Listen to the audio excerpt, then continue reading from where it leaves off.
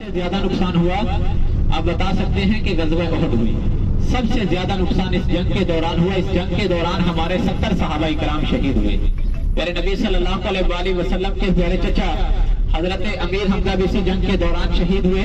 प्यारे नबी सल्लल्लाहु अलैहि वसल्लम का अपने चचा से इतना प्यार था, इतनी मोहब्बत थी कि अपने चचा का 70 मर्तबा जनाजा अदा किया। तीसरी गज़वा खंदक हुई, चौथी गज़वा खैबर हुई, गज़वा तबूक हुई, गज़वा हुनैन हुई।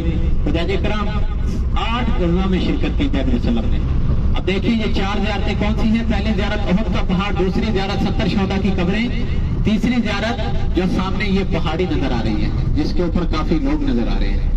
आप भी सोचते होंगे कि भाई बस से जब नीचे उतरेंगे ना हम भी इस पहाड़ी के ऊपर जाएंगे, क्योंकि लोग जो गए हुए हैं। मेरा भाई मैं तो आप जैसा गुनाहगार आदमी हूँ, इतना इल्म नहीं रखता।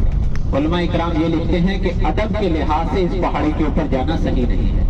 अक्सर ये कौन से लोग जाते हैं जो छोटी गाड़ियों पे आते हैं, टैक्सियों पे आते हैं ना, जो सामने गाड़ियां खड़ी हैं, जो हाईएसों पे आते हैं, जिनको कोई गाइड करने वाला नहीं होता, जो एक दूसरे को देखकर ऊपर चले जाते हैं। अदब के लिहाज से इस पहाड़ी के ऊपर जाना सही नहीं है। इसके ऊपर आने जाने में ज्यादा वक्त नहीं लगता, सिर्फ 10 मिनट लगते हैं। जाना सही क्यों नहीं है? क्योंकि इस पहाड़ी के ऊपर प्यारे नबी सल्लल्लाहु अलैहि वसल्लम ने 50 सहाबा इकराम को खड़ा किया, 50 तीर अंदाज बिठाए, उनको फरमाया कि आपको जब पता हो चाहे शिकस्त हो, आप जंग हार जाएं चाहे जीत जाएं, आपने इस पहाड़ी से नीचे नहीं उतरना।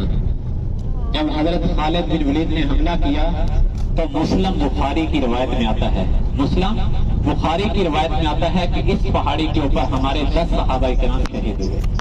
अब देखें जो 10 सहाबा इकराम शहीद हुए, एक तो उनका खून मुबारक लगा, हम जूते लेकर ऊपर जाएंगे।